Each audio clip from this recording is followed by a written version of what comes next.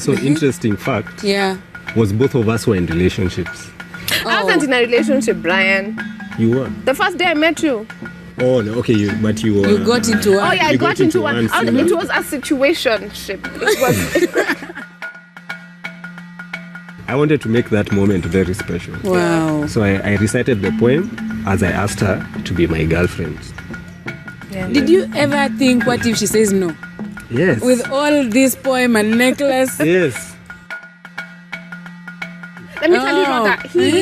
He, you know, when he was asking, it was almost like he was asking me to be his wife. Yes. To be honest, when you get such an invitation and such a request, you have to really think about, am I committed? Because I didn't want to break his heart. I didn't want to say yes and end up like treasuring his heart, and I just didn't want to play games. So I knew he was asking me for like, okay, this is going to lead to marriage. So I had to really think about it and say. Tell us about your list. My list. Funny enough, Brian, you fit the list. I think it was I had like 20 items on my list. I remember writing it down in our book, in a diary, where I used to like jot down the things I'm learning about God and our journey. I used to really journal. Yes, so my parents were not together at the time, so it was an act of God restoring relationships. So for me, I wouldn't say I would have done anything different. Of course, there were some delays. I would have wanted it to be managed better. But in hindsight, I see that it was God's working. It was God's working because... Does it really affect our marriage? I don't think so. It's just a number. It's actually other people who point it out to us.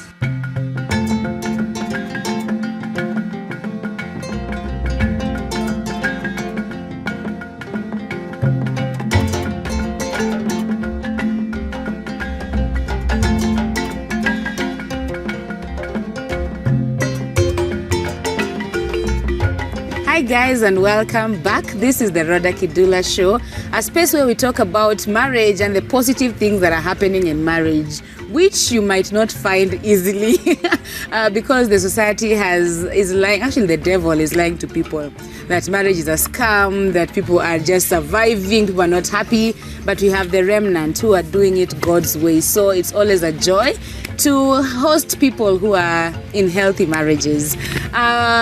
I'm really glad because today I have age mates as far as marriage is concerned.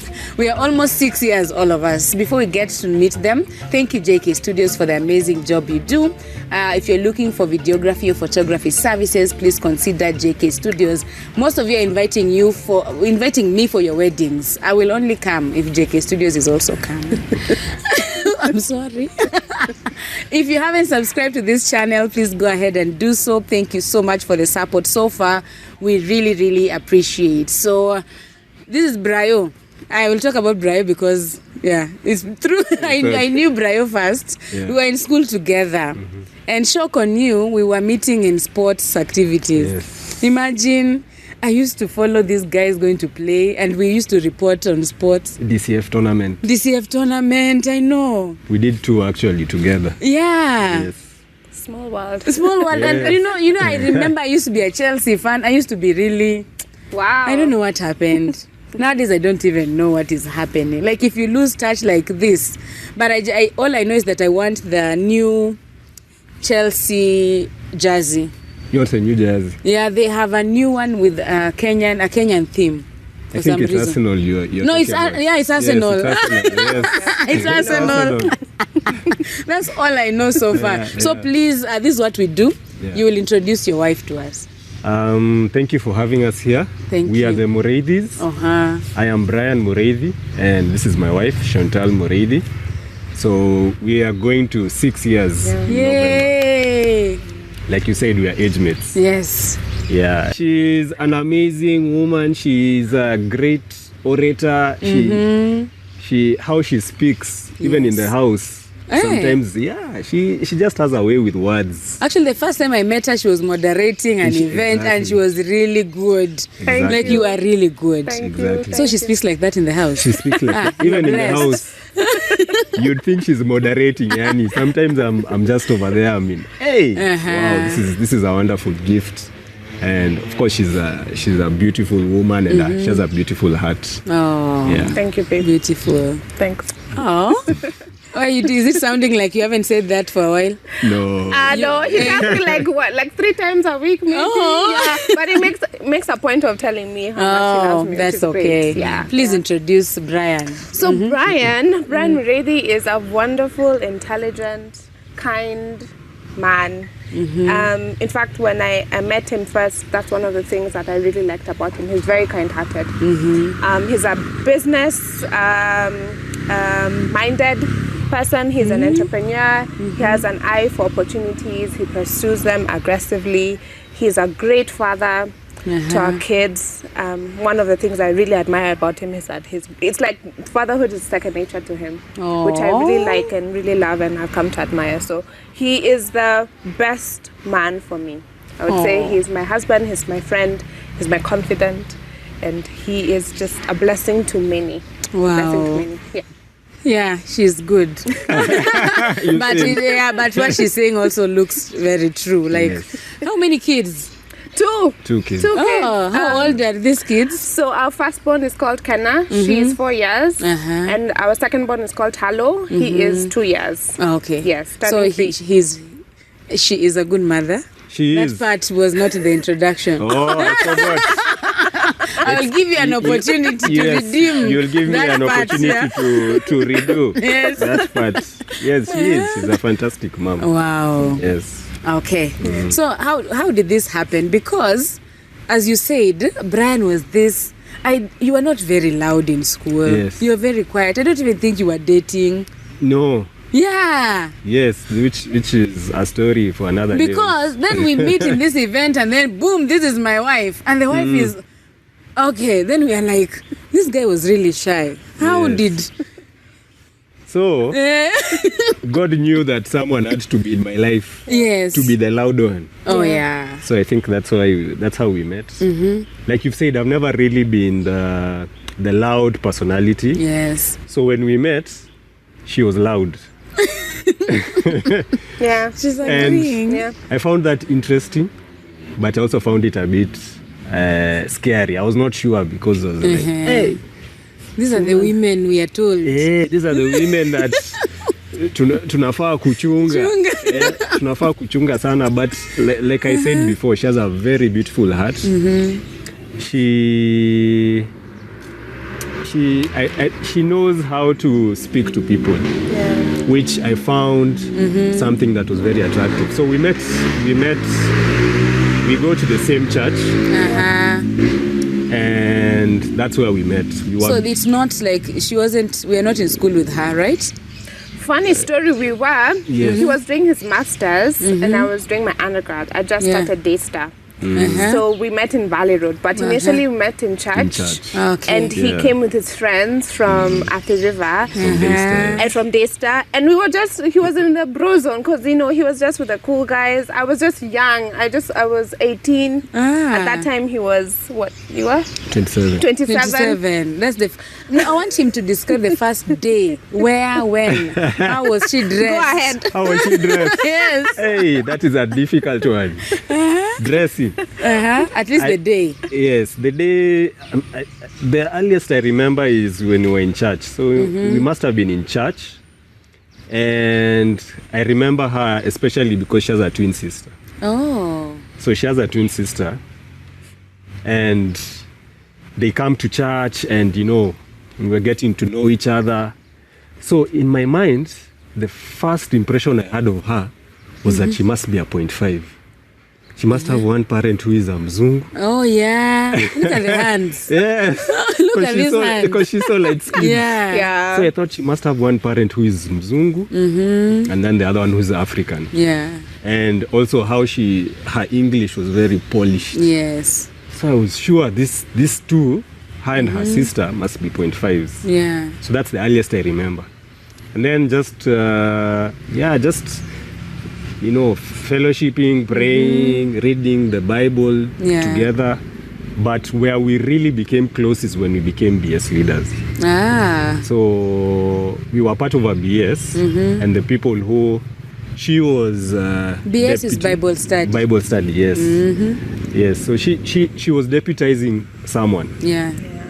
And he was leaving the BS. And he was looking for someone to replace. Yes. So he asked me to help to lead the BS. Yeah. So she became my BS leader.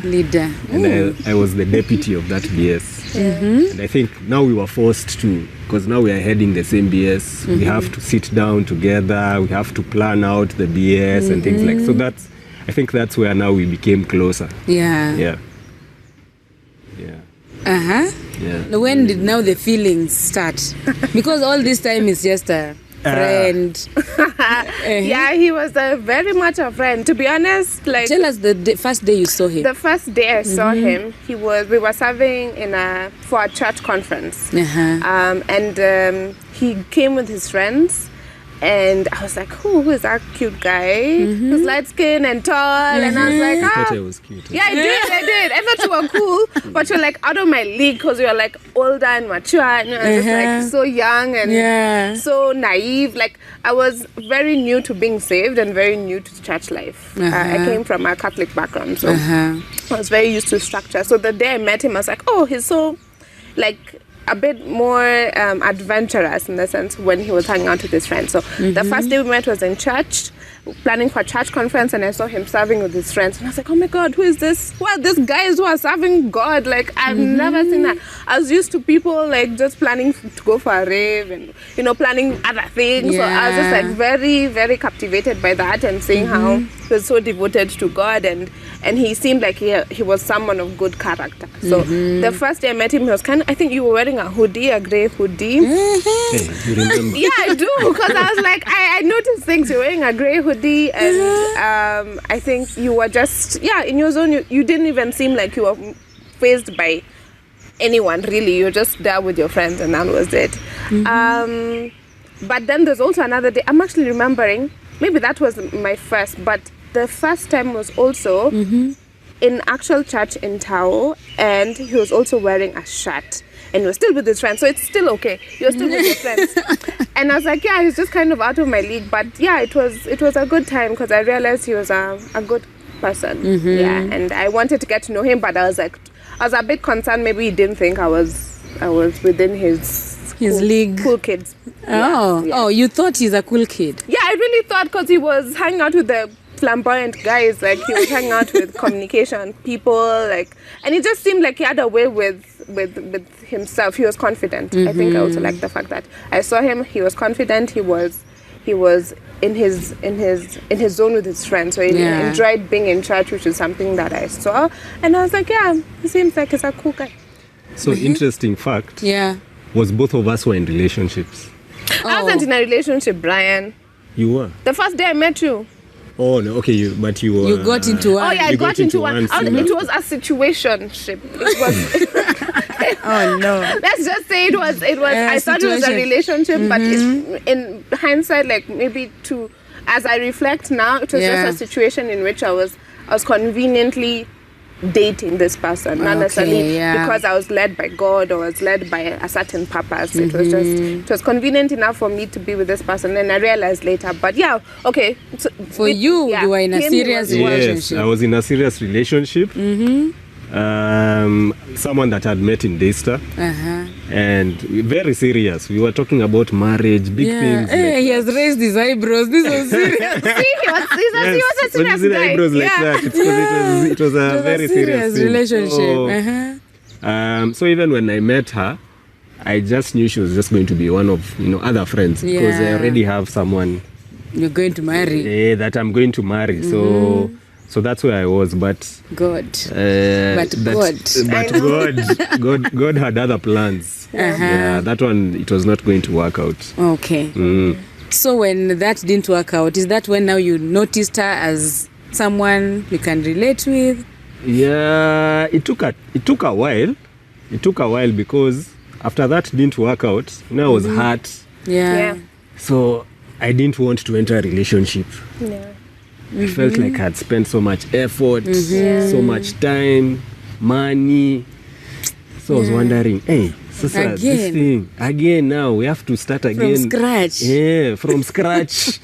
Hey, so I was not really looking forward to entering another relationship yet. But we sat down with a few individuals and we tried to figure out other guys who had also gone through breakups. Yeah. And our pastor also was taking us through something just to help us to heal and come to terms with everything that had happened in the previous relationship. So as I was doing that is when I started to notice her. So because we would also go to school together. So she was doing her undergrad and I was doing my postgrad. Yeah. And in the evenings sometimes, because postgrad now I have to leave in the evening. Yeah. And for her sometimes she'd have classes late into the evening. Yeah. And both of us were also living in Jammu. So I would call her up, I ask her, hey, have you finished your class? I wait for you, we go together. Yeah. So many times you are waiting for each other to go home together. So that's where I think now I started to notice, okay, so there's something here. By the way, yeah, I like the sound of her voice. I like how she looks. Yeah, things like that. So that's where I'd say the feelings now started to really coming grow. in. Is it the same for you? No, I think I didn't have any feelings. The question is how the feelings started coming. Yeah. So, let me say, like Brian was so in a bro zone, like for a very long time, because we were Bible study leaders. I saw him as a brother in Christ, not as a husband, not anything more. Yeah, like a husband potential. I think my eyes were set on some other person. Right? Yeah. But let me just say, the way he was kind-hearted and he pursued being a friend to me was something that I didn't take lightly. And I started to notice when he would walk me home late at night, because I was like, who is this guy trying to walk me home? Like, he must be thinking like I'm interesting and all that. So I was just like, okay, let's just take it slowly. And we enjoyed getting to know one another, and it was very sweet. Like, he used to ask me how was class, how was your day. It was a way to just process the emotions of the day and the learnings, just to reflect with him. And I thought that was very sweet of him and kind-hearted of him. And obviously it also helped when we were in the same space, because we were still serving in church, serving Bible study. So we used to see each other. Which church is this? This is Infinite Fellowship Ministries. It's short for you still Infinite. Go there? Yes. We've been there for about 10 years now. More than 10 years. 12 years. 12 years, yes. Ooh. And so actually community has really helped us forge our relationship and our friendship, because at the same time, my sister was also getting into a relationship and my friends were getting into a relationship. Yes, my twin. So, and my twin, funny enough, my twin and her then boyfriend were also in the same school.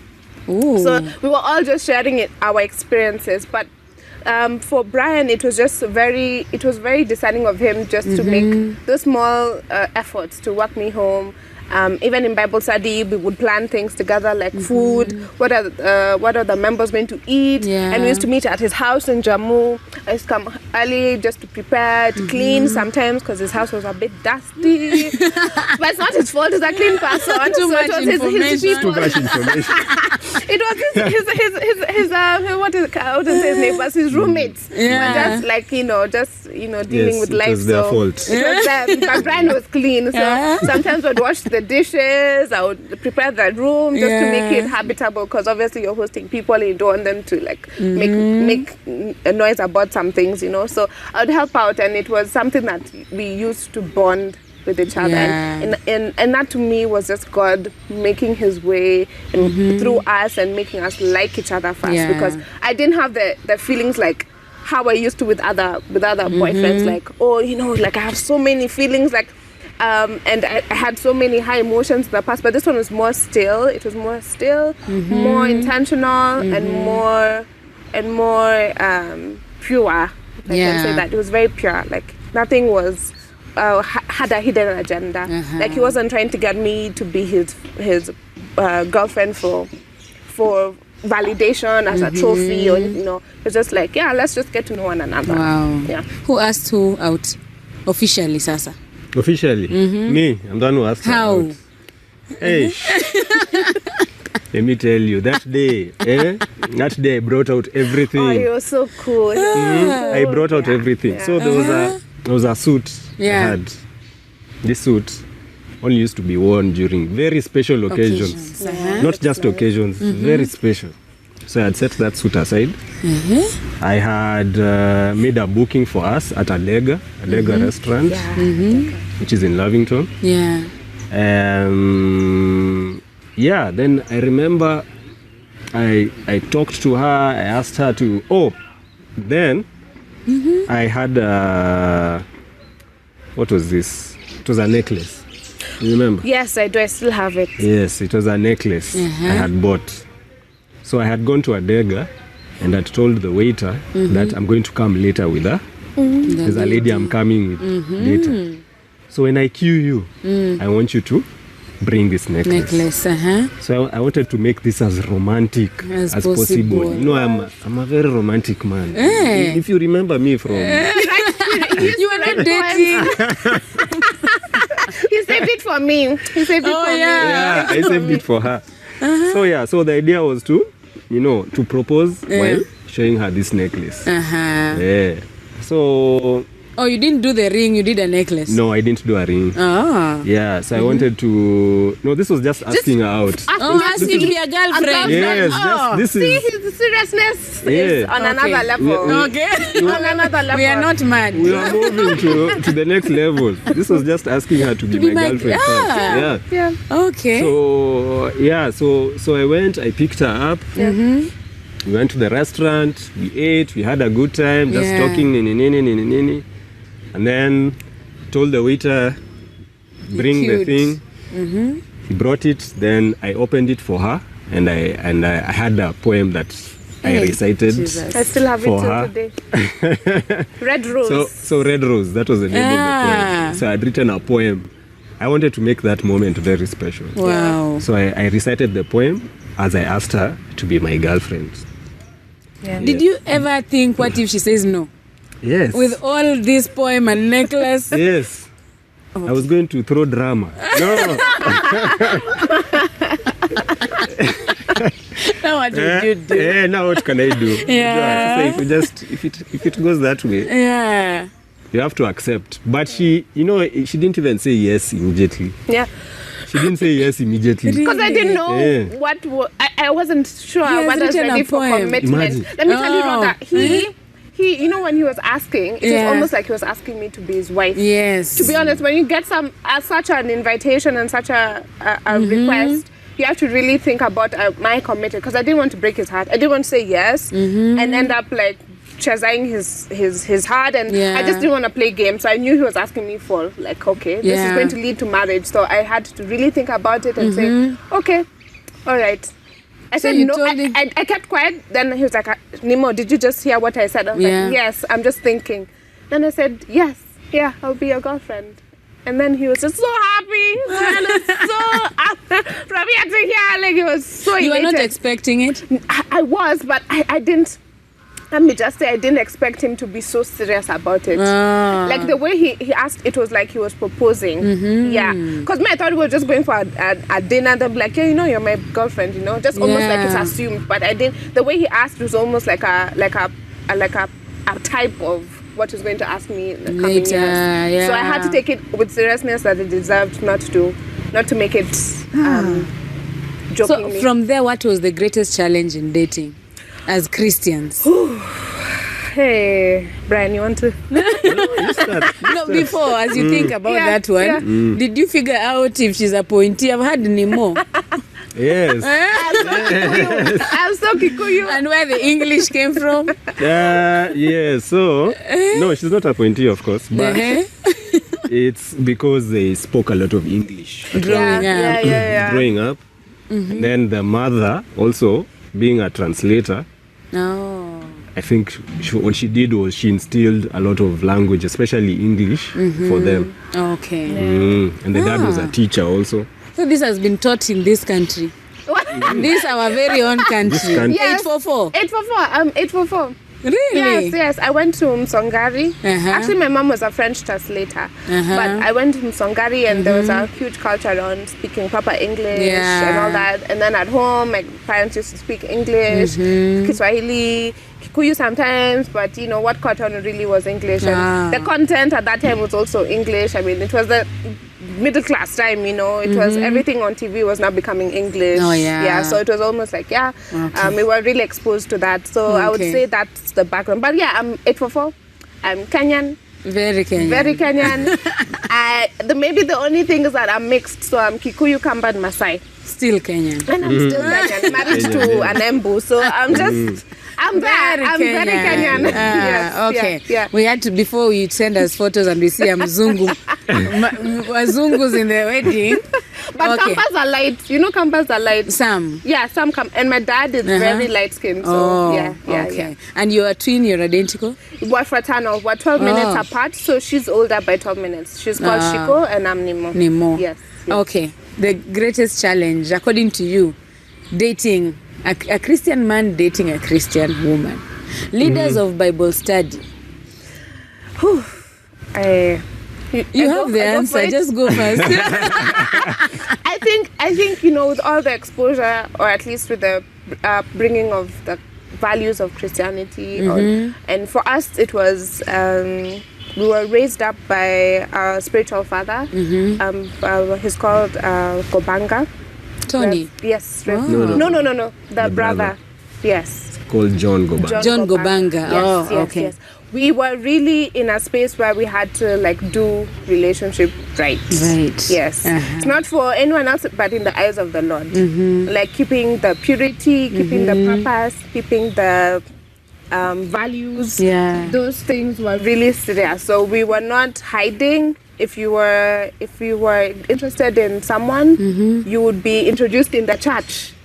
And you would be told, everyone would know that you're dating. So that, there's no things about, As a girlfriend? Yeah, as a girlfriend, you'd be introduced. Ooh. Everyone would be like, yeah, this is Brian and Shantale and they're dating. So that no one has any ideas of any pursuit, or there's no, backdoor, flirting, all those things that really, mess up people's friendships. There was no room for any games, really. Yeah. So I think the greatest challenge is keeping pure. Yeah. It's keeping pure, making the intentionality to keep things pure, because at that time, you're trying to understand yourself, understand what your preferences are, your desires, you're learning God, you're learning to unlearn the things you saw on TV when you're growing up, looking at relationships, and learning what you saw in your own household when you're seeing your parents, if at all if they're together, how they related. Yeah. So you're unlearning those habits. Yes. And you are learning yourself.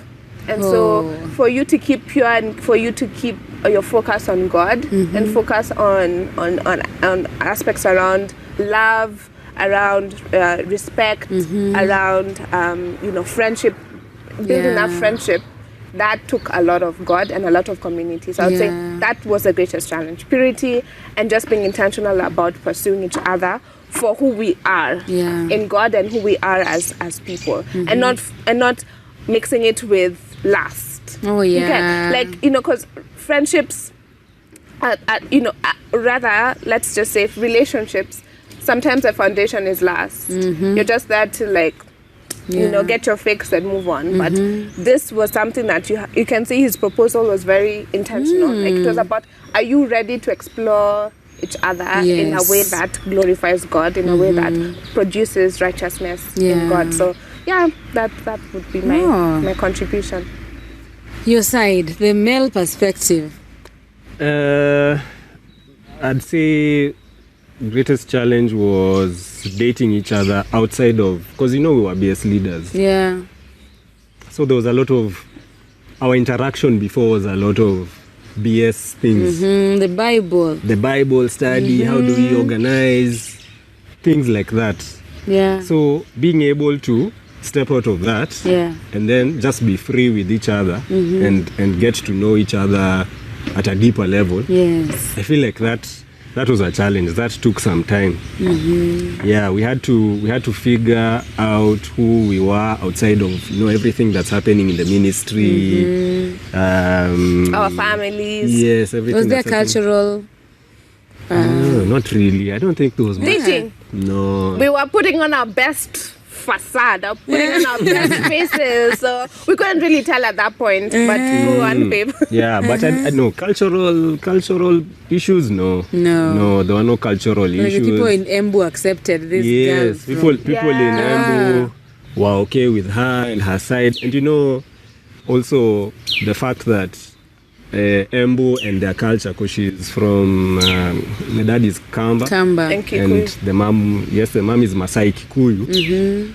but they're almost the same culture, so people were okay with that already. Yeah. And his mom liked me. Oh. I really had favor with her, and I think that was also something that I said, oh, this is good. You know, having favor with the mom-in-law is everything. Like, you get like all access now that someone really likes you. So I was encouraged with that. There's a question many people, especially single people, like asking in church. How do you know he's the one? There are like 7 good godly men in Bible study. So how do you know he is the one? Let me tell you, for me, it took God. So because I was from that situationship, and I was kind of hurt because it was very toxic. So I turned my emotions and my quest for finding a partner to God. And so because also of the values of where I was fellowshipping, the church, we were encouraged to seek God for ourselves, to seek God for knowing how should you lead your life, how you should live it. So for me, I used to pray. And I asked God, okay, please direct my heart, direct my steps when it comes to relationships. And God spoke about me having someone unexpected in my life. Wow. And at that time, I didn't know it was Brian, but I knew he had an intention over my life in regards to having a sound partner in my life. Because one of the most important decisions in your life is who you marry. Very important. That is a make or break in terms of your destiny, in terms of your goals, ambitions. So I took it seriously. And as I continued to pursue God and pursue the friendship, God spoke about him. He spoke about him to me, and I remember I got it in a dream, and I was very encouraged to know that he was my covering, and that's how God unveiled him to me, that he was my covering. Did you tell him? Yes, eventually I did. Then no, because I was really like processing. Obviously, I didn't want to scare him to be like, that would be weird. like, oh my God, God spoke to me about him. No, I wanted I saw him you to in a taste. dream. Yes. You are my covering. Yes. But that was when we were still dating. Let me tell you, I got that dream after he had already asked me to be his girlfriend, and it was just a confirmation. But before then, I knew for sure like someone would happen in my life in an unexpected way. So I said yes in faith because I knew his principles, I knew his background. We were both in church. I mean, there was no reason for me to say no, because I was like, okay, this is someone I've come to appreciate and know. Let's pursue this with God. If it's not if it doesn't work out, then at least I've done it amicably with the truth that I'm committed.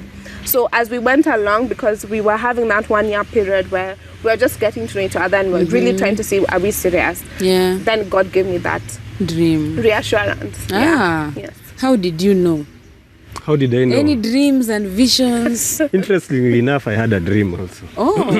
I had a dream. I remember in that dream we were seated somewhere, we were looking at stars together, and and I was with her.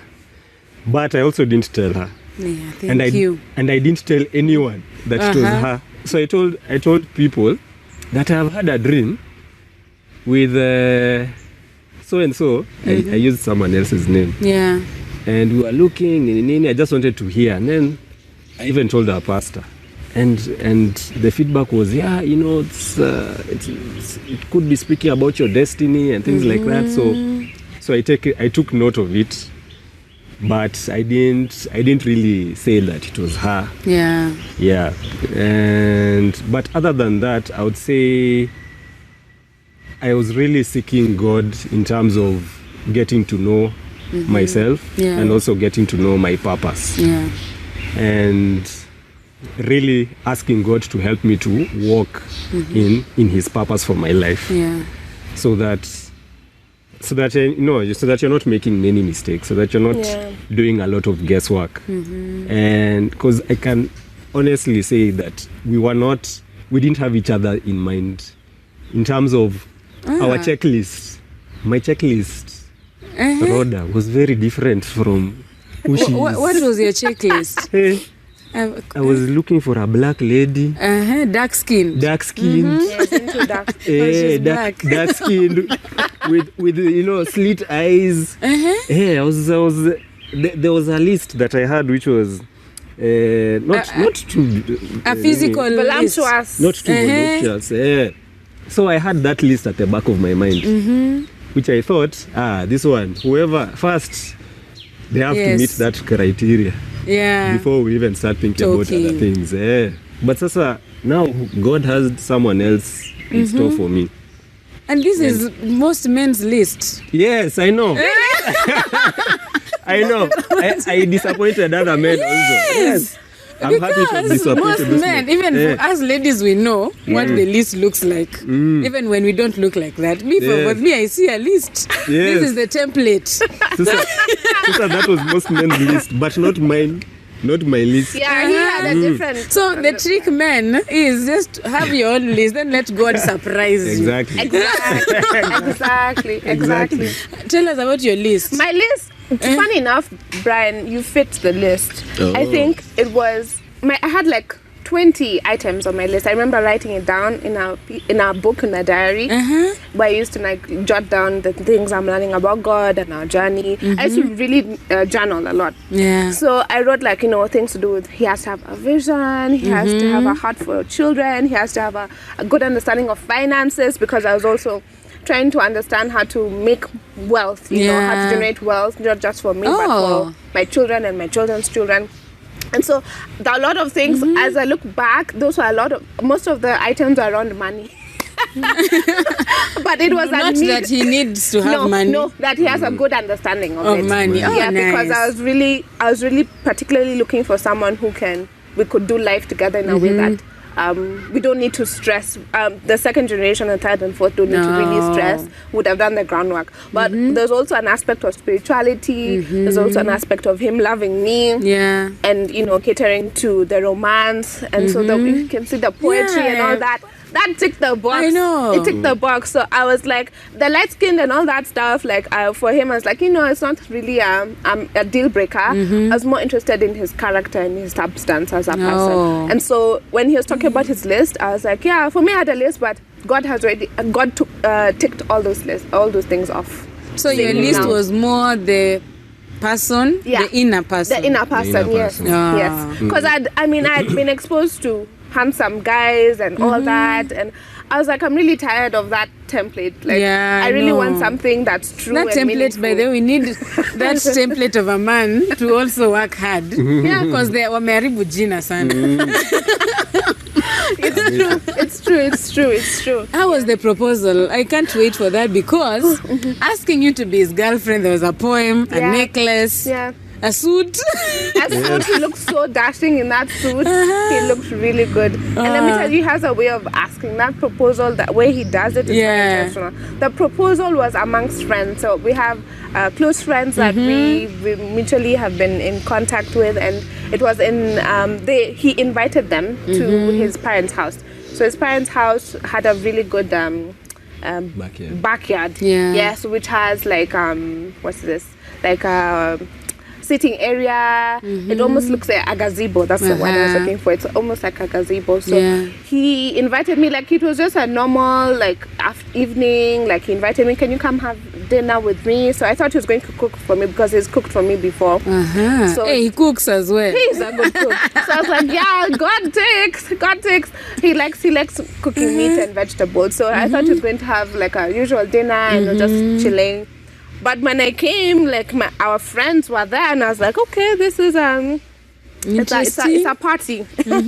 So he was like, yeah, Shantale, just have a seat. Like we're just eating. I'm about to make the dinner. I think he had a delay somewhere in the ingredients and stuff. So we started a bit late, but I was like, you've done enough. Just this ambience is okay. He had some lights. Actually, it's on my Instagram. It's one of the first videos I have on my Instagram. It's a video of the setting of the space, which is it was very like romantic.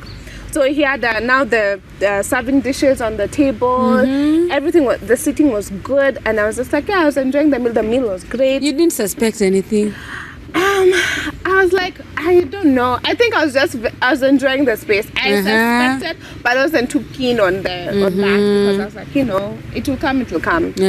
Whenever I was expecting us maybe to go out of Nairobi, maybe that's what I was thinking that he would do. But to his true self, he did what he did best and cooked, and he did that. So he cooked for the guys. Yeah, he cooked for everyone. Oh.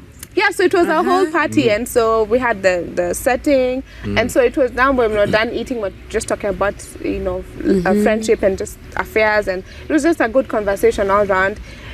I turned because I was looking and I was trying to serve. I think a second round. I turned, and then he had his knee on the ground. I was like, oh my God, are you serious? Actually, said, are you serious? Are you serious? Like, now is not the time for you to be doing this. I was so embarrassed. In fact, not embarrassed, but I was shocked. I was like, wow, like, it's so serious. I'd never thought I'd have a moment where a man was someone like him coming and doing that. So I was like, for a minute, I was like, oh my God, I was about to cry. Yeah. About to, yeah, because it was just so intentional. When someone's so intentional with it, you can't run away. That person sees you for who you are. So he knelt down, he said, Shantale, I love you. I've always cared about you. I've seen that you and I can create something together, and you're my person, and I want to explore what God has for us. And my friends were just there looking at us, and I remember my friend Cookie was just looking at me. She was smiling because I was like so stoic. I was like, oh my God, what's happening? And then by her doing that, she almost made me like now realize, oh my God, you should say something now. Say yes. Because it's just been like a minute. So I was like, oh my God, yes, I'll marry you. And we hugged, and it was just, the music came on. It was a nice throwback that came on, and it was a wax. Yeah, so you did all that. Yes. Amazed. I went out of my way. So I got the ring.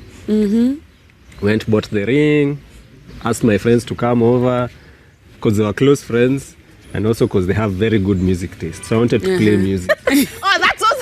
That was the other reason. They were the DJs on that day. Yeah, but they were also working with us in some shape or form because they also were serious about dating and relationships. Okay. Yeah, so there was a particular lantern that I had gotten for that, which I was going to hang with the lights, and just to create that setting. Wow. And then I cooked for them.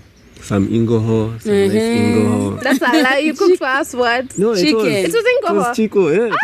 Yeah. I remember the spirals then. It's the spaghetti. And then there was ice cream and things like that. I had thought of putting the ring in the ice cream. Some women eat it. Yeah, so when I did research, I was like, hey. And I thought that would have been shady. Some women eat this thing. Yeah, and then it's so expensive, and then now it goes inside. So I'm like, no, let me not risk that. So nice. Yeah, the rest is just the way she was saying. I knelt and asked her. How long after that did you now do your wedding?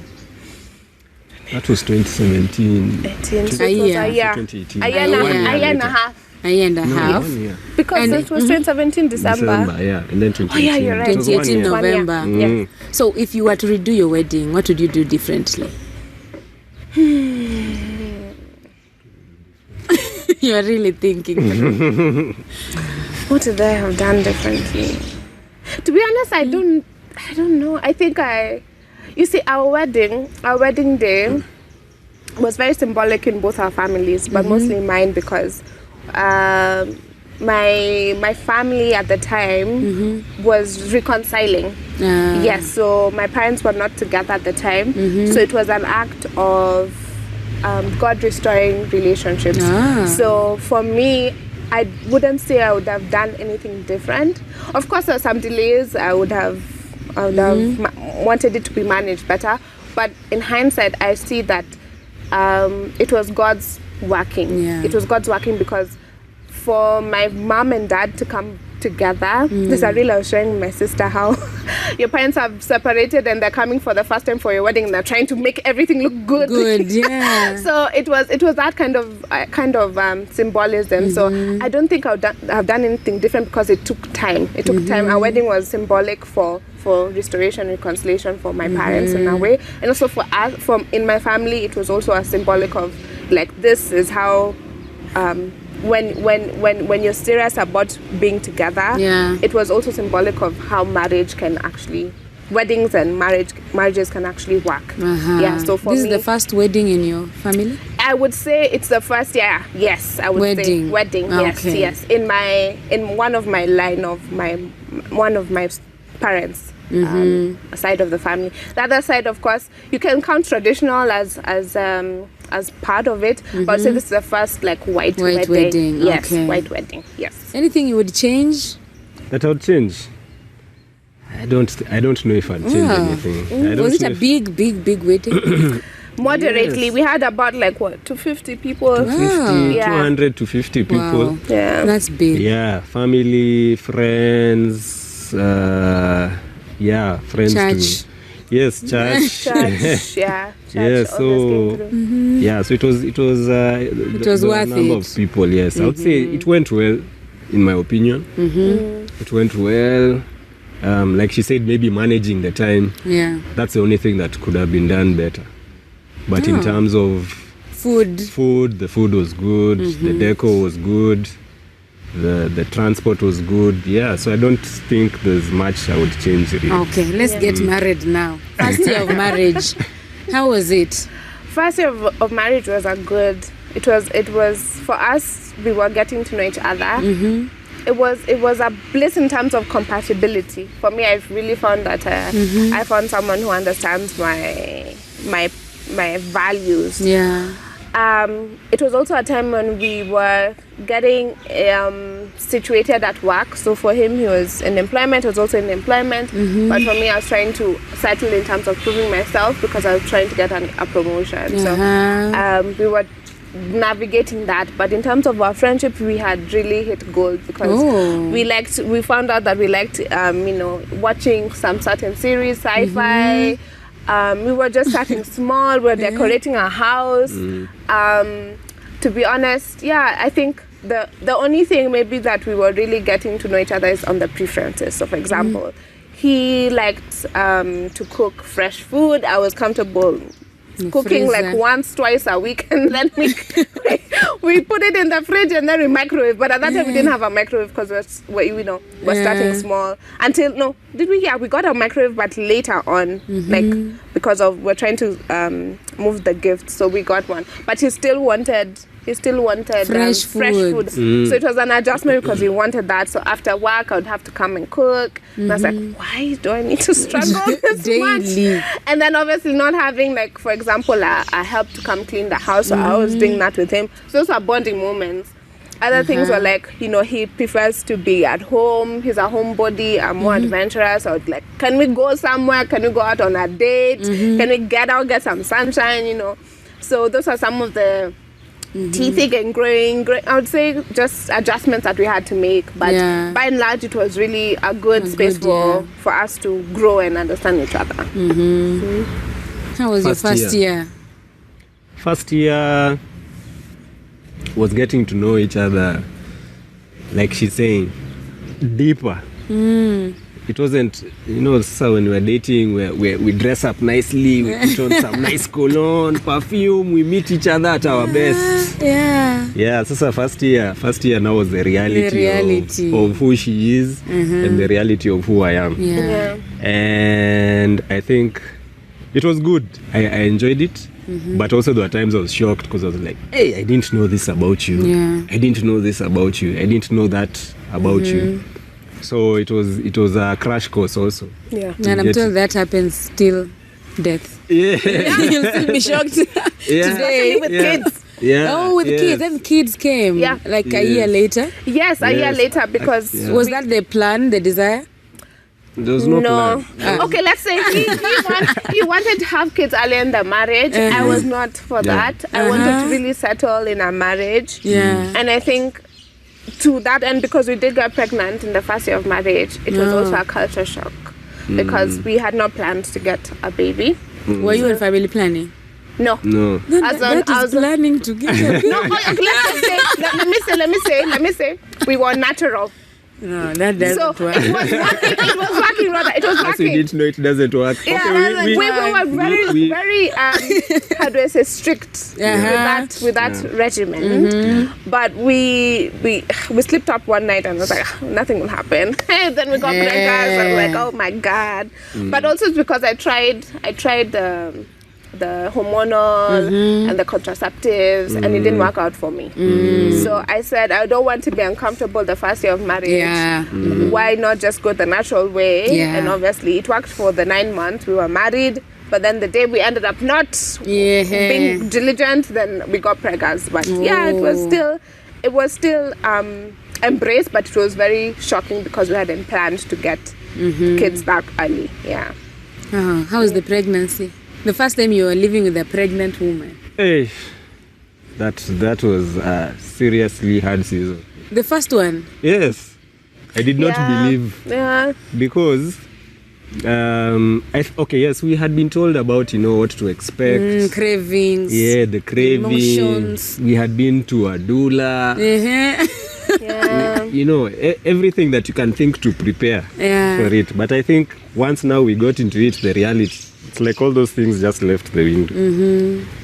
I know she was experiencing a lot of nausea at first, a lot of nausea, a lot of sleepless nights, tossing, turning, things like that during the pregnancy. And then now, when she was delivering, it was like 2 months after the Minister for Health had put a lockdown because of COVID. Yeah. So it was during COVID. It was right in the beginning of COVID. So that threw things, like it was just something else that we had not planned for. Now the baby is here and there's a lockdown. So the baby is here. There's a lockdown. In my mind, I knew, when I'm going to the hospital and she's about to deliver, I'll go with so and so and so and so. Yes. There was nothing like that. The hospital only wants the two of you. And even you don't know what you're doing. You can't stay. You don't know what to expect, and you can't stay the and then night. you can't stay the night. Yes. So those were also part of the lockdown rules. You can't stay the night and things like that. So things were moving very quickly and, not really according to what we were expecting. So it was tough. It was a tough time. Season. It was a tough time, but I know I was talking to some people on phone who were helping me just to calm down and to just relax and praying for me, encouraging me, things like that. But it gave you time to actually now do it yourselves. Yes. Sometimes when your mother comes and does everything, you never learn how to wash a newborn. That's what I was hoping. I was hoping my mother will come or her mother will come and do everything. Yeah, it was not the case. Because, to be honest, the pregnancy was also tough on me because I didn't expect the nausea throughout. I didn't expect I had a complication, so I had to be on more medication than I needed, and than I thought. I mean, it was lockdown, so I was working from home. We didn't have couches at the time, so I had to sit on the floor or sit on the chair. So it was just like, oh my God, what's happening? Came a bit too soon than we anticipated, but nonetheless, Brian was very helpful. I really saw his strength as a husband who can care for me. His role for cooking and cleaning with me really came out. I was really impressed with how strong and how strong-willed he was. His willingness to help really shone through. When it came to, for example, now delivery and delivering the baby through COVID, I remember there was one attendant or doctor, a nurse who came, and actually no, it was a cook who was able to give him food because he wasn't part of the equation in terms of the services. So, and then one of the nurses was like, you can stay, for example, through the night, because I was in labor for a long time, and that labor process was not ideal because the doctor was running late, and it was not. I was in labor for almost 24 hours. Really? Yeah, it was a very long labor, and I wasn't dilating. I wasn't dilating, so I had to go for an emergency CS. And bear in mind, we had spent time preparing for a natural. Obviously, there's the possibility of a CS, but we had not, learned about how to deal with that. So fast forward, we got the baby. It was great. We had a couple of complications, but God is good. He made it smooth, and all that was sorted. When it came now to like the first day back, like his mom came and helped carry the baby, and it was like really nice. But then when now we came back home, it was a different reality, because now I did those things like I had to wash, learn everything, take care of myself as someone who's just come from a CS, and so it was very new and very, very daunting, because I had to really rely on Brian to do a lot of things. So he was like navigating as a help, as a husband, as a father. I was also doing the same, because even getting help was a bit of an issue, because at that time we didn't want to expose our kids to anything that would bring COVID or anything like that. So the help used to come but not stay over, because we wanted to really maintain the salinity of the space, and just because we didn't know what we were dealing with. So what was it doing for your marriage? For our marriage, it was really stretching us. I would say we were really on odds ends, because we were both sleep deprived. Oh yeah. We were both frustrated. Because our dear Kenna had colic for 2.5 months. So it was an adjustment. It was a huge adjustment. So we had to change our diet, because now we couldn't do milk, because now the milk would affect Kenna. So we also had to think about how we're going to sleep, because I was trying to sleep, and then he would take care of Kenna, at least rock her to sleep, then she'd sleep for 40 minutes, wake up again. So we used to do shifts. 40 minutes. Yeah, it was. And then during the day she's busy breastfeeding. Oh yeah. I was not necessarily moving from one place to another, so I literally forgot. Like I put my self-care at the back. So for example, I wasn't brushing my teeth as often as I wanted to. So I was just looking like someone who just woke up from, I don't know, a bad dream. But he didn't at any one point make me feel less or make me feel like I wasn't doing enough, because we were doing it together. Can a man ever be ready for that?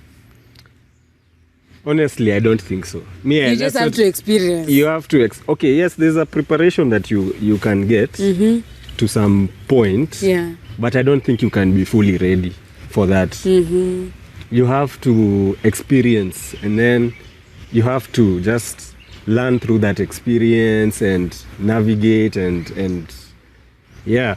through that experience. Because it's also different for everyone. It's different for everyone. It depends on so many things, I think. It depends on the person, the character, things like that. Like for me, sleep deprivation that's what really, really hit me. Because me, I enjoy my sleep. Nikilala, nimelala kabisa. So,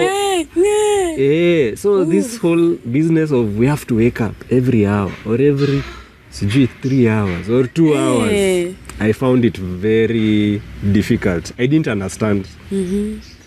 So that really stretched me.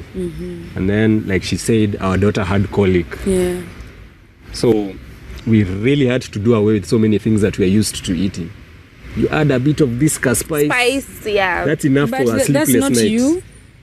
No, we are helping each other. Yeah. So sometimes also, because like she said, I cook also sometimes. So there are times when I understand, maybe it's been a heavy day, things like that. So I'll decide, okay, let me cook. Let me cook today, things like that. So yeah, and there's how we normally eat and stuff like that. We had already started to develop that pattern for 1 year. Yeah. Can imagine a whole year we've developed the whole pattern of we eat this and this and this, and this is our menu. We did away with almost everything. It was a big chunk of that menu. Just small things. We have to eat bland food almost. You have to eat bland food. We got to a point where even salt, we are not sure if we are going to add salt. Because we had things. Is it because of the breast milk? Yes. So why are you not adding salt for your food? So, no, me, like I said, part of the culture. So me, I'm used to cooking with the salt. Yeah. Yes. Like even how we were raised up, it's very hard for me to add salt later. Later. Yeah, I can, but So I hear you. Yeah.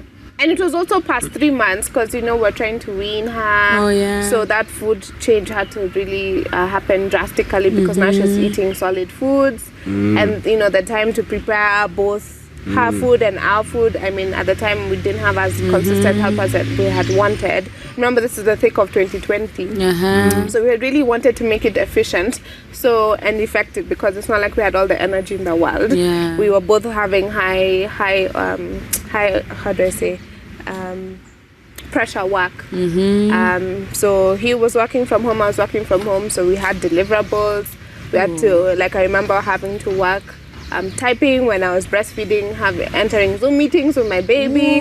So, I mean, by the time you're done with your day of meetings and then you need to cook, will you do 2 separate dishes or will you do one dish that will serve all of us? So that was kind of like one of the decisions we had to make quickly.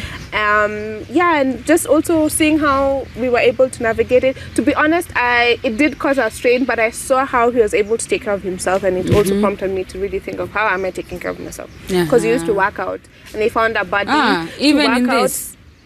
yes, I was trying to.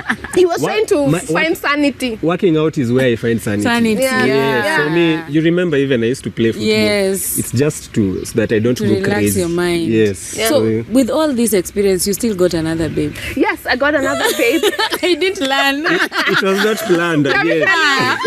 Like I said, the contraceptives were not working with me. I had a bad experience with contraceptives. You got the second one while on contraceptives. Yes. No. Was I on a contraceptive at that time, babe? Yes. Okay. So you see, after I gave birth, you get, the doctor recommends a certain level of contraceptive. So I was on it for I think 3 months. Then after that, because I didn't like that experience as well, finally it didn't give me the nausea, but it played with my emotions. So I was very quick, with anger and just discomfort, frustration. It made me very sensitive. So I was like, I don't like this, because that also affected our marriage, because I would snap very quickly without any form of processing. I was very fireworks. And I didn't like that part. And then I already knew the hormonal contraceptives were not working. So I went back to natural. And I was like, let's continue and we see. So and that I got pregnant 6 months post having my firstborn, Kana.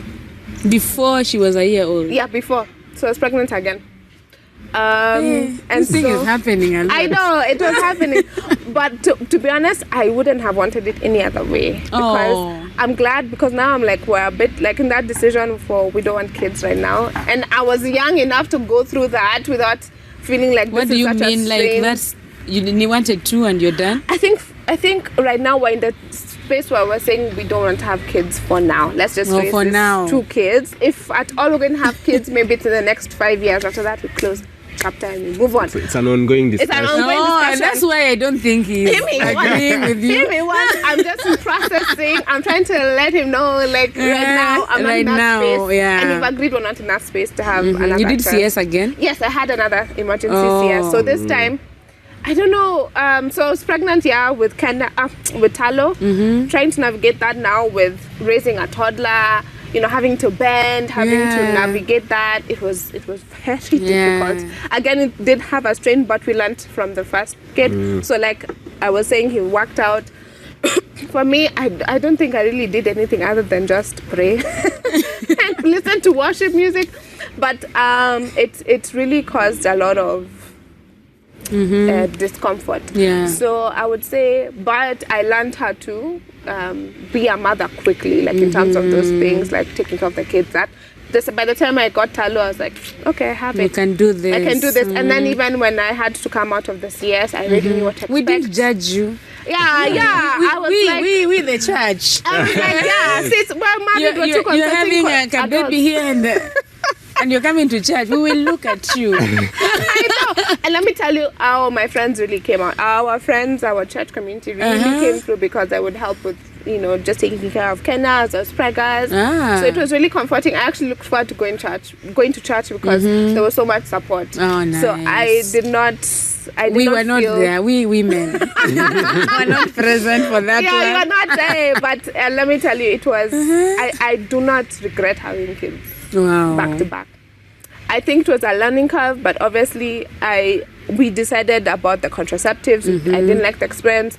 To be honest, now I don't have any hard feelings about it. I think the only thing possibly that we could have done differently is just been aligned, like, okay, agree and accept this is where we're at, because I think we were just navigating COVID and we didn't agree on some issues. Yeah. Like, for example, having a help, not having a help, you know, and working schedules, just adjusting. But other than that, like, it was okay. Like, we had each other and we had God. So Yeah. I think it made our marriage stronger. Stronger that season. Hey, even from the man's side, thank God you were working out. Maybe that helped, because having a pregnant woman is enough. Yeah. Yes. Having a mother who has a toddler is enough. Now having a mother who has a toddler and also pregnant. Yes. Wait, did she have any cravings? Yes. She had cravings for cake, Ooh, Yeah, sweet things. sweet things, cake, chocolate cake, and which As other an one? expensive woman. I was a very cake. You are very Yes. expensive. Yeah. Oh, She I had liked- cravings for a lot of cake. caramel. ooh, cake, Yes, so I liked caramel. I liked just chocolate. In fact, I remember, like, because we had Kenna, that I would celebrate like the milestones with cake. Like, I would say, first month being, like, we've just celebrated her being born. First month, get a cake. 6 months, get a cake. 1 year, we just got cake every opportunity, because it was just me trying to savor the moments, because I was like, I'm a mom, you know. I never saw myself as a mom. I never thought it would be this soon. So I really made sure that I was intentional about celebrating the milestones as a mom. And you know, the sooner the better, especially for women. Yep. Yeah. Yeah. Because you have the energy and all that. Yeah, and that's why I was like, thank God I had those kids then, because now I'm like, hey, I don't think I could having Hey. 2 kids back to back. It's not ideal, and I'm sure for you, you know, because now you know. Me, you have, mine is 14 years difference. yeah, It's another whole. I'd even forgotten. right. I didn't even know like how a newborn. I was shocked. They're this small. My husband was telling me, but you have Sham. Like, I don't even remember how small it's a she long was. time. Does the age difference between you two affect your marriage? Or it's true, age is just a number? Does it really affect our marriage? I don't think so. It's just a number. It's actually it's other people who point it out to us. Yeah. It doesn't really register. Actually, if you didn't tell me, yes. because I think she's really mature, and she said you met when she was 18, I was like, oh, these are Gen Z. Yeah. These are the people who are disturbing the president. Yes. These are the people. Yeah. She's very mature. She's very mature, so it was easy to talk to her. Yeah. It was easy to, just figure things out together. She knows what she wants already. Because at first I was worried. In that checklist that I was telling you about, one of my checks was someone who's 2 years, 3 years younger. Not more than that. But now she's 9 years younger than me. So when we started dating, I was worried that maybe I might end up being the mature one in the relationship. Because when she said she was looking for someone who knows money, I'm like, yeah. You see, those so but she had a very mature way of thinking and a very mature mindset. Yeah. Even until now. Sometimes I feel like I'm the one who's a joker. I know he's just No. when he jokes, he's trying to release stress. No, but I also like joking sometimes. But because she's very mature in her approach, even in let's plan things and. She's the planner in this marriage. No, he's a planner when it comes to budget. I'm the planner when it comes to like adventures, like dates, like okay, where do we get our kids to go to school, such like things. So we have planning in different areas of our lives. Okay. He drives more of the budget. Yes. I am more administrative about like the other aspects of life, schooling and the like. How is money for you? Is it our money? It is. It is our money. It is our And money. this is a Gen Z. I'm so happy. I'm a millennial. You are? Yes. Yes. Really? Yeah, Yes. Okay. she's the You are the last millennial. Uko at the end, last Uko at the end. You're the last millennial. Yeah, I'm very millennial. Very Okay, millennial. because I met a Gen Z who told me my money.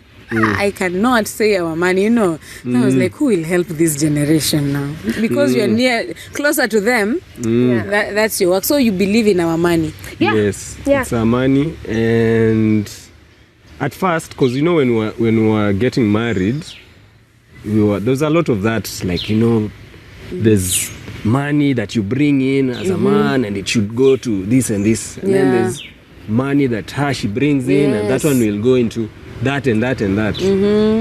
But what we decided, and also having been cancelled in the church and things like that, we decided that we are going to put the money on the table, all of it, and then we'll both decide how we are going to approach that money.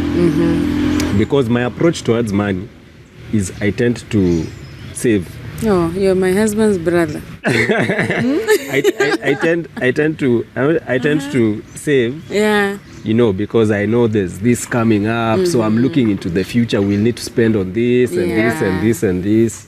And her approach towards money is, see, the money is here. You spend. Yeah, You pay let's bills. spend. Then whatever remains, we'll save. Whatever remains, now we can live on that. Yeah. That will figure us out. Yeah. So it was a balance. We had to figure out how to put the money and then be able to balance so that we are not on either extreme. Yeah.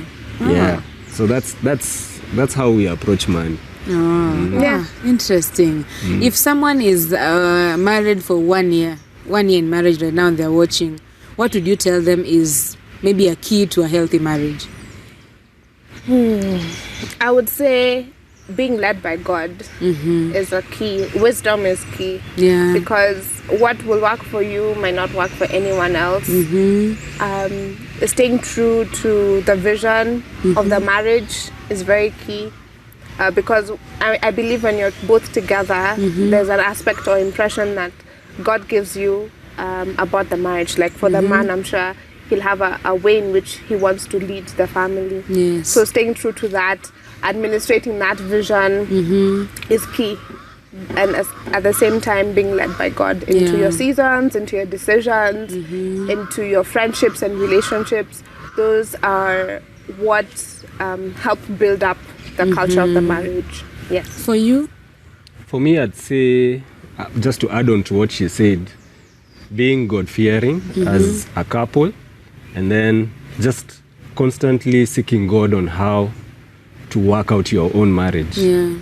Because you can't copy-paste from another marriage and then expect everything to work. Yeah. Even for us, there are things that work for us, but if someone else was to come and try apply those same things, they might not work for them. So just being God-fearing people, understanding that God is the one who has the answers for your unique marriage. Yeah. You can gain wisdom also. You can gain wisdom in terms of, just being in God and relating with the right people. There's a lot of wisdom that you can draw out, and then based on that now just coming up with the culture for your own marriage. Yeah. How? I'm also a loud woman. How do loud women submit? Is it impossible? There are men who look at loud women and like, this one will not listen to me. How has submission been for you? Let me tell you, it's not been easy, but it has been possible. Because the love I have for God and the love I have for Him, it triumphs every selfish desire or every soulish desire that I have to deviate. One of the things that I really what I really treasure is the vision that He has for our marriage. And when you say the vision He has for your marriage, it is something He has spoken out. Yes, we have written it down. It's written. It's written. I reflect on it, I meditate, we pray about it. It's governed by our altar, prayer altar. We make goals towards it. And so for me, it's our anchor in terms of when we have tiffs and when we have differences. So I think submission is a factor of how devoted are you to the marriage working? Yeah. And so for me, whenever we have those tips, I'm like, okay, fine, I see your point of view, I have my point of view, but for the sake of us being one and united, then I'll just reserve my preferences and let God be the one to guide us. And I go back to our vision and I go back to that. But at the same time, it's also understanding the different ways of communication. Like, for example, for him, his nature is more militant, a bit more diplomatic. So for me, sometimes I'm more like, can we discuss? Can we agree before you make a decision? Yeah. Him is like, I've said it. Let's move. Let's go. I'm like, what? So it was a very hard adjustment. But after learning each other for the past 5 years, I would say that submission is also progressive for someone who's loud and is not afraid to have an opinion and is opinionated and knows that they're also justified in their own ways. I would say it's a journey because you have to learn and relearn the marriage culture. And so that to me has been my saving grace. I go to God whenever I feel like I'm vexed. Whenever I think that He's not understanding me, I seek out counsel. I bring in friends who have seen us grow and mature in terms of knowledge and spirituality. So I would say submission is, first of all, personal, but also progressive. It is progressive. Yeah. How does conflict look for you? Do you have someone who walks out, bangs a door, breaks a glass? There's temptation to do that. I know there are times when we've argued, we've thrown some serious words at each other. Yeah. But the important thing is later on to come back and to realize, okay, this was the issue. Yeah. We exchanged some heated words, but we didn't mean. I said this, but I didn't mean it. And then she said that, and she didn't mean it. Yeah. Okay, so what did you mean? Yeah. You know? Yeah. So what did you mean? Yeah. So what did you mean to say? And then now it's, you have to listen to what it is that she was trying to say. And then she gives me time also to speak and say, okay, this is what I meant to say. Yeah. And then just as we are talking, we find that we're able to come together and agree. Yeah. So communication is something that we've had to really grow in terms of conflict. Yeah, so that you understand if I am feeling irritated or if she's feeling irritated, why are you irritated? What's going on? Because sometimes it could be mtu alinikanyanga kwa stage or something like that, or for her maybe in the office her boss shouted at her because she didn't send in the report at time, and then that now it comes all the way until home.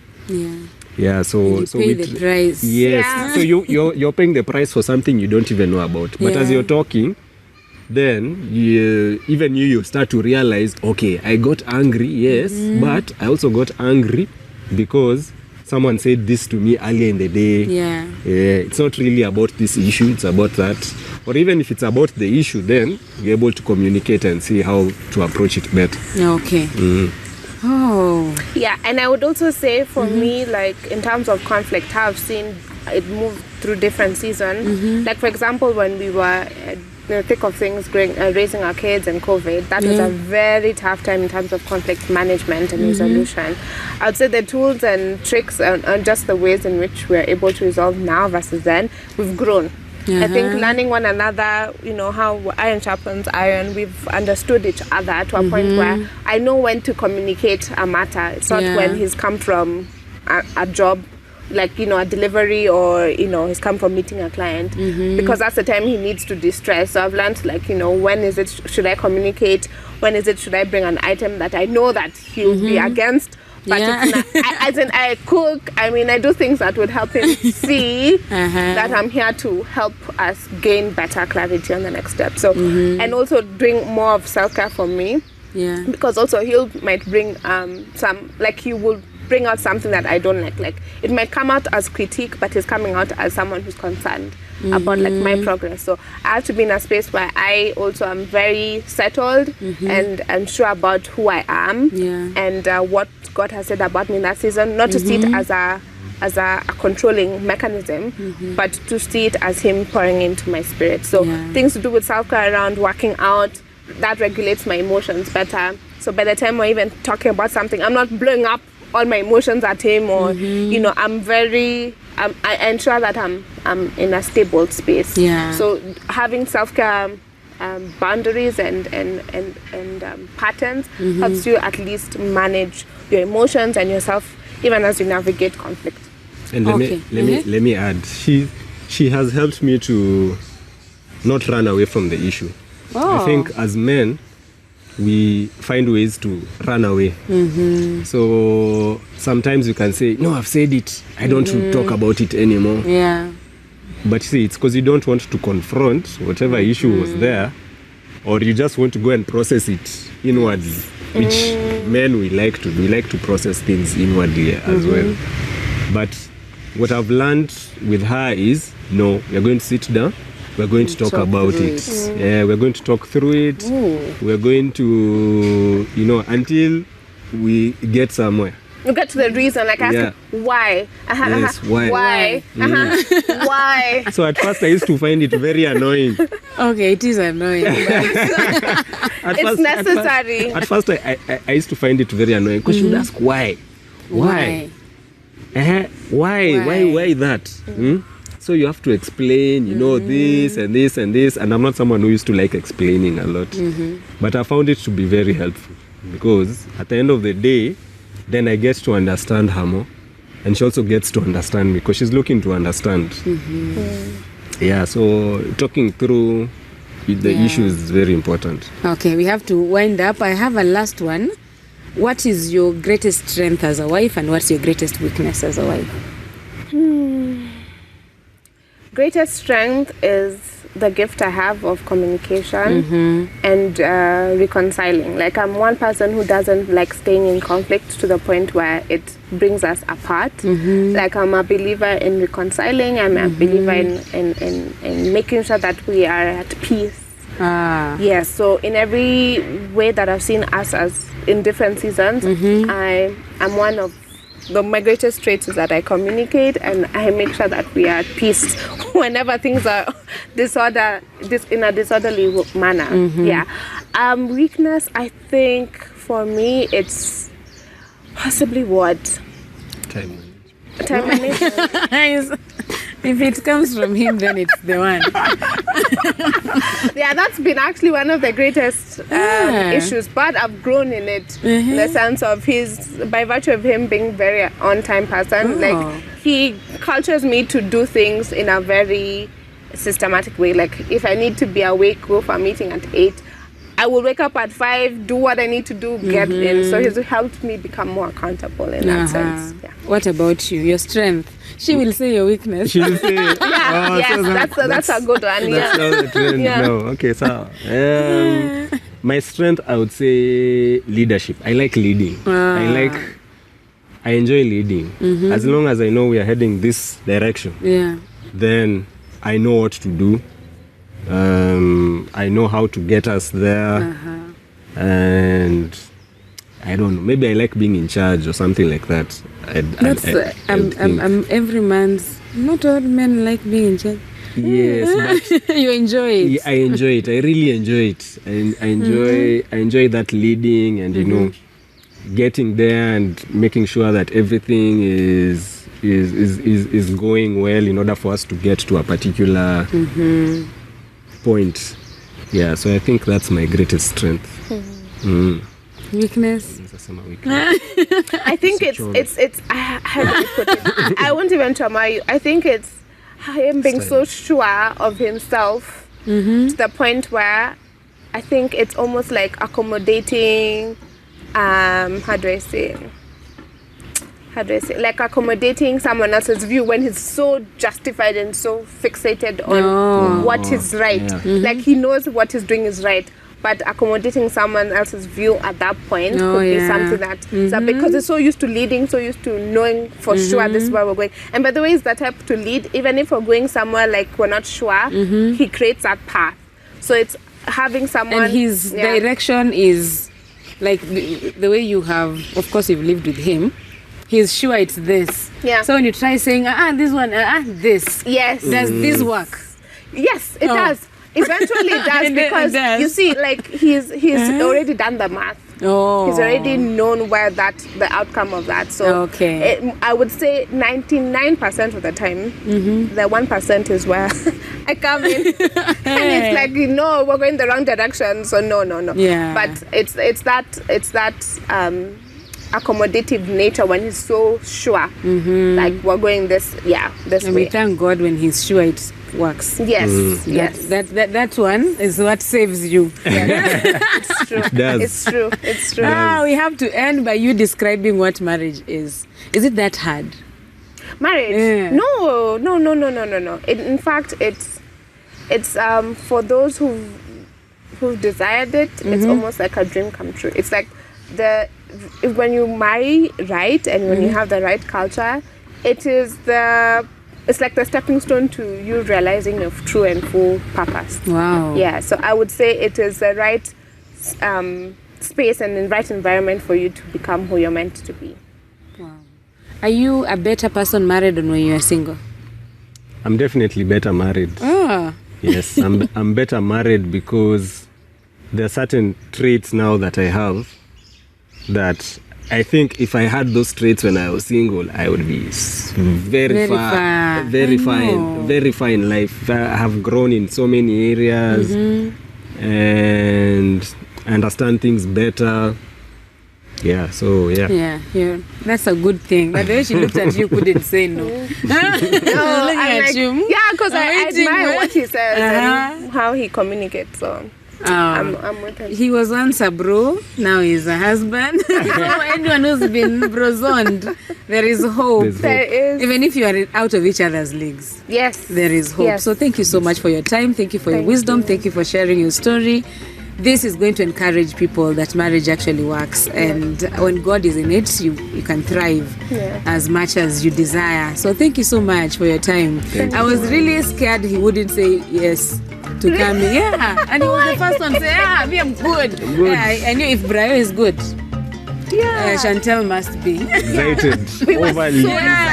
Thank you. Thank you so much. And he was sharing with us that his name is Brayo and Kevo. Imagine all the common names. That did scare you. No, let me tell you, it's because most Brayos and Kevins are players. Yes. Yeah, so for a minute I was like, he knows he has it. But I'm the one who's redeeming those two names. We have a good Brayo and a good Kevo. Well, thank you so much for watching as well. We'll see you on the next one. Bye.